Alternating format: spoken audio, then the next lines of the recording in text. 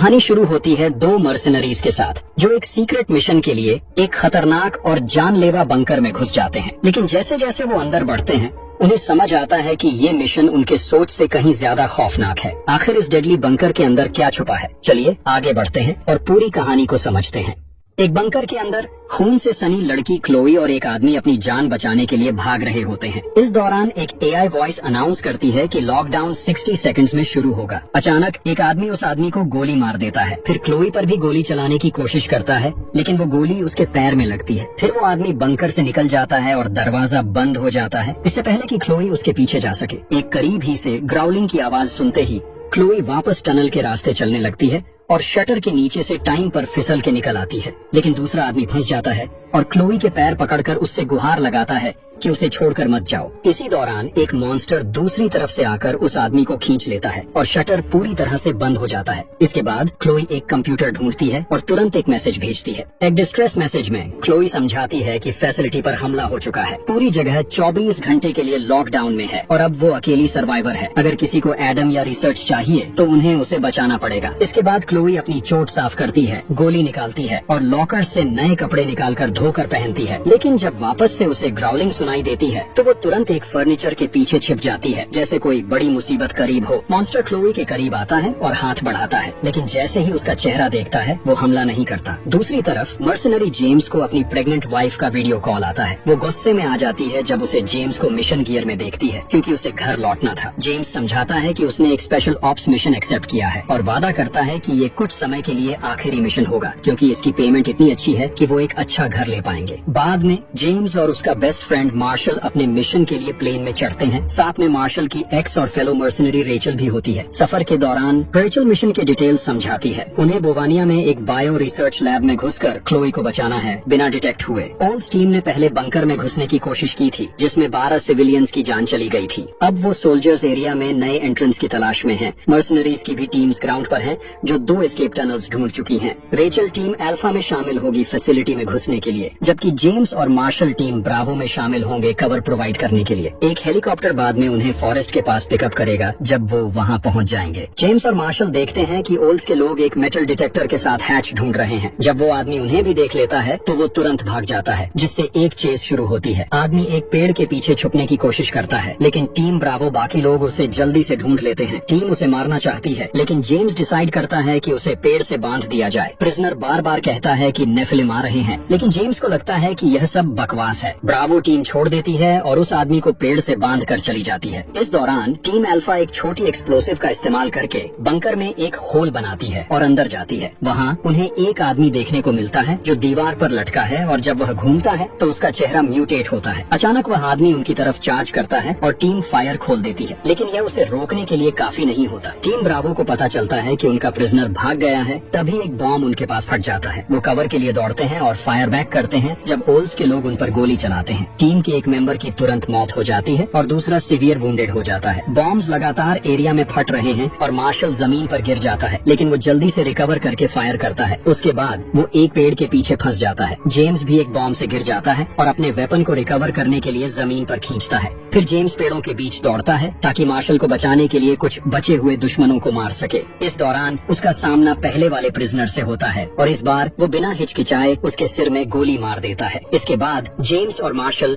अपने wounded teammate की मदद करते हैं लेकिन तभी उन्हें और दुश्मन आते हुए सुनाई देते हैं। वो उसके घाव पर बैंडेज लगाकर उसे छिपा देते हैं। फिर वो दोनों कवर लेते हैं और देखते हैं कि ओल्स के लोग उनके दूसरे टीममेट को ढूंढ रहे हैं जो वास्तव में मरा नहीं था लेकिन एनिमी उस पर बार बार गोलियां चला देता है।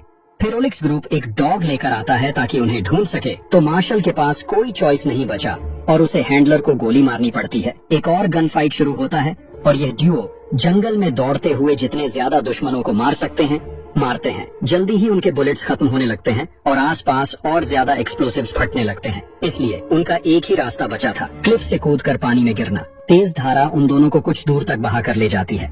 जेम्स एक रॉक को पकड़ने में सफल हो जाता है और एक वाटरफॉल को देखकर मार्शल के लिए चिंतित हो जाता है जो पास में तैरता हुआ नजर आता है। दोनों वापस जमीन पर आते हैं और चुपकर मीटिंग पॉइंट की तरफ बढ़ते हैं लेकिन टीम अल्फा वहां नहीं होती। एक बहस शुरू हो जाती है क्योंकि मार्शल पिकअप के लिए इंतजार करना चाहता है जैसे प्लान में था, लेकिन जेम्स को लगता है कि ओलाक जल्द ही उन्हें ढूंढ लेगा। इसी दौरान दूर से कुत्ते के भौंकने की आवाज सुनाई देती है तो मार्शल मान जाता है और दोनों एक केव में छुपने का फैसला करते हैं। दोनों को तंग टनल्स में से घुसना पड़ता है जब तक वो एक खुले एरिया में नहीं पहुंच जाते। दोनों एक हैच ढूंढने पर काफी एक्साइटेड हो जाते हैं जो कुछ पत्थरों के नीचे छुपा होता है। वो तुरंत पत्थरों को हटाते हैं और बंकर में एंटर करते हैं। दूसरी तरफ ओलिक और जोना इंजर्ड मर्सनरी को ढूंढते हैं और उसे मारते हैं। जब वो बंकर के एंट्रेंस के बारे में पूछते हैं, अचानक एक बॉडी बैग हिलने लगता है और ओल उस पर गोली चला देता है। फिर मर्सनरी से उसे खोलने को कहता है। अंदर एक मॉन्स्टर होता है जिसे ओल आग लगा देता है और समझाता है कि यही वजह है कि उन्हें लैब में किसी को घुसने नहीं देना चाहिए। बंकर के अंदर जेम्स और मार्शल इधर उधर देखते हैं। हर जगह खून होता है लेकिन कोई बॉडीज नहीं होती। जमीन पर कुछ गन्स और बुलेट्स होती हैं जो वो उठा लेते हैं और आगे तलाश करते हैं। एक दूसरे कमरे में वो कुछ फोटोग्राफ्स देखते हैं जिसमें क्लोई और एक मॉन्स्टर स्नो में होते हैं। जेम्स अपने फोन से इनकी तस्वीरें खींच लेता है। जेम्स एक रिकॉर्डिंग चलाता है जिसमें एक साइंटिस्ट समझाता है कि उन्होंने सोबैक का बॉडी एक ग्लेशियर से रिट्रीव किया था। फिर उन्होंने मॉन्स्टर के खून का इस्तेमाल ह्यूमंस पर किया, लेकिन ये खून पैरासाइट की तरह काम करता है और लोगों के डीएनए को अटैक कर देता है। कुछ साइंटिस्ट का मानना था कि ये मॉन्स्टर बाइबल से जुड़ा कुछ था जिसे उन्हें जगाना नहीं चाहिए था। मार्शल को ये बात समझ नहीं आती तो जेम्स उसे बताता है फॉलन एंजल्स के बारे में जो इंसानी औरतों का गलत इस्तेमाल करते थे, जिसका नतीजा था नेफिलिम जैसे बहुत ही ताकतवर मॉन्स्टर्स का पैदा होना। ये मॉन्स्टर्स ने इंसानों के साथ जंग की थी और इंसानियत लगभग खत्म होने वाली थी। लेकिन फिर नोआ ने एक आर्क बनाया ताकि इंसानियत को बचा सके और बड़ी बाढ़ ने सपोजिटली सभी नेफिलिम को मार डाला। इसी मोमेंट पर उन्हें कुछ ग्राउलिंग सुनाई देती है और जेम्स इन्वेस्टिगेट करने के लिए जाता है। जब उसे अपनी पीठ के पीछे एक प्रेजेंस महसूस होती है तो वह उसे फॉलो करता है और एक और रूम में एंटर करता है और वियर्ड नॉइजेस सुनाई देने लगती हैं जो वेंट से आ रही होती है। जेम्स देखता है कि क्लोई फर्नीचर के पीछे छुपी है और उससे बात करता है। क्लोई उसे वार्निंग देती है कि मॉन्स्टर्स साउंड की तरफ अट्रैक्ट होते हैं, लेकिन तब तक बहुत लेट हो चुका होता है। एक मॉन्स्टर उनके ऊपर आता है और जेम्स को जमीन पर गिरा देता है जिससे उसकी गन गिर जाती है। फिर मॉन्स्टर जेम्स के ऊपर लैंड करता है और ग्रावलिंग वॉइस में उसके वर्ड्स रिपीट करता है। उसे अटैक करने से पहले क्लोई मॉन्स्टर के पीछे से आती है और उसे एक्स से मार देती है जब मॉन्स्टर उसकी तरफ मोड़ता है। मार्शल वहाँ आकर गोलियां चलाता है, लेकिन गोलियां मॉन्स्टर पर कोई असर नहीं करती और वो वेंट के रास्ते भाग जाता है। वेंट से कहीं ग्राउलिंग की आवाज सुनाई देती है जिससे क्लोई, मार्शल और दूसरे को कहती है कि उन्हें तुरंत यहाँ से निकलना चाहिए क्योंकि मॉन्स्टर उनका पीछा कर सकता है। तीनों जल्दी से एंट्रेंस की तरफ भागते हैं लेकिन वहाँ पहुंचकर रुक जाते हैं। ओल की ग्रुप वहाँ पहुंच गई है। वापस कॉरिडोर से निकलने की कोशिश करते हैं लेकिन उस रास्ते में मॉन्स्टर उन्हें रोक लेता है। जैसे ही बीस्ट करीब आता है तीनों हिलने की हालत में नहीं होते। क्लोई एक और वेंट देख लेती है और तीनों तुरंत उसमें कूद जाते हैं। क्लोई नीचे मॉन्स्टर को देख सकती है और ग्रुप आवाज से बचने के लिए फ्रीज हो जाता है, लेकिन मार्शल गलती से अपना रिकॉर्डर प्ले कर देता है। वो तुरंत उसे बंद करता है पर तब तक मॉन्स्टर उन्हें सुन चुका होता है और वेंट के अंदर हाथ डालकर जेम्स का पैर पकड़ लेता है। क्लोई और मार्शल आगे बढ़ते रहते हैं जब तक वो एक रूम में नहीं पहुंच जाते। जेम्स मॉन्स्टर पर गोली चलाता है जिससे मॉन्स्टर उसका पैर छोड़ देता है। उसके बाद जेम्स बाकी सबके साथ रूम में आ जाता है जहां क्लोई उल्टी कर रही होती है। गाइस उससे पूछते हैं कि ये सब क्या है तो क्लोई उन्हें बताती है कि साइंटिस्ट्स ने सब्जेक्ट एन का खून इस्तेमाल करके एक जेनेटिक हाइब्रिड बनाया जिसका नाम एडम है जो आदमी और मॉन्स्टर का मिक्स है। फिर जेम्स सुझाव देता है कि उन्हें दूसरे एंट्रेंस से निकल जाना चाहिए, पर क्लोई बताती है कि वही एरिया है जहां से एडम का सब कुछ शुरू हुआ था। वहां पर 20 से ज्यादा एम्प्लॉइज इन्फेक्ट हो गए थे और वही अब मॉन्स्टर्स बन गए हैं जिनके साथ वो अब लड़ रहे हैं। जेम्स को याद आता है कि मैप में एक तीसरा टनल भी दिख रहा था, इसलिए उन्हें उसे ढूंढना होगा ताकि वो निकल सके। क्लोई दोबारा उल्टी करती है और ट्रियो रूम से निकल पड़ते हैं। वो चुपके से एक और वेंट ढूंढ लेते हैं और जब तक जेम्स उसे खोलने की कोशिश करता है क्लोई समझाती रहती है कि एडम पहला सक्सेसफुल हाइब्रिड था जो 30 साल पहले एक एम्ब्रियो से बनाया गया था। उसे यहाँ रोकने के लिए लाया गया था, लेकिन एक्सपेरिमेंटेशन के कारण वो अनस्टेबल हो गया और टूट पड़ा। जेम्स आखिरकार वेंट खोल लेता है, पर जाने से पहले ओएल के एक आदमी ने उन्हें ढूंढ लिया। ग्रुप उसे चुप रहने के लिए कहता है, लेकिन वो नहीं सुनता और उसका शोर एक मॉन्स्टर को आकर्षित करता है जो आसानी से उसे मार डालता है। दरवाजा बंद करके अगले हैच की तलाश करते वक्त जेम्स की वॉच बीप करती है, बताती है कि लॉकडाउन खत्म हो गया है। तीनों एक और दरवाजा पार करते हैं और एक कॉरिडोर को फॉलो करते हैं जब तक वो रेचल को नहीं ढूंढ लेते जो सिक्योरिटी कैमरास के रूम में बहुत बुरी तरह से जख्मी दिख रही है। क्लोई नोटिस करती है कि दुश्मन आ रहा है। मार्शल रेचल को अपने साथ ले जाने की कोशिश करता है, लेकिन क्लोई पॉइंट करती है कि वो इन्फेक्टेड है और इसका कोई इलाज नहीं है।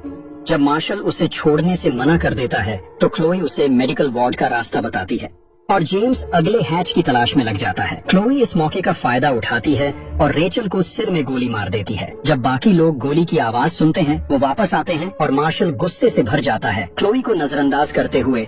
जब वो कहती है कि उसने रेचल को एक मॉन्स्टर के दुख से बचाया, मार्शल क्लोई पर चिल्लाकर उसे मारने की धमकी देता है, लेकिन जेम्स उसे रोक देता है। इतनी शोर शराबा मॉन्स्टर का ध्यान खींच लेता है जो जल्दी ही दरवाजे पर नजर आता है, तो मार्शल और जेम्स इस पर गोली चलाना शुरू कर देते हैं, लेकिन कोई फायदा नहीं होता। जब उनके बुलेट्स खत्म हो जाते हैं, ग्रुप भाग जाता है और गलती से 2 हिस्सों में बंट जाता है, जबकि मॉन्स्टर उनका पीछा करता है। जेम्स और क्लोई एक मेडिकल वार्ड में हैं, जहां एक बॉडी तुरंत हिलना शुरू करती है और गरजती है। क्लोई उसके चेहरे को एक पिलो से ढक देती है और जेम्स उसे अपनी छुरी देता है ताकि वो उसे जान से मार सके। इस बीच मार्शल मॉर्ग तक पहुंच जाता है और एक बॉडी के पास फ्रीजर में छुपने का फैसला करता है। तभी जेम्स उसे कांटेक्ट करता है और मार्शल सुनता है कि एक मॉन्स्टर मेडिकल बे में घुसने की कोशिश कर रहा है। जेम्स और क्लोई दरवाजा बंद रखने की पूरी कोशिश करते हैं, जबकि मार्शल उनकी मदद के लिए बाहर निकलने की कोशिश करता है, लेकिन उसे पता चलता है कि फ्रीजर का दरवाजा अंदर से नहीं खुलता। अचानक बॉडी जाग जाती है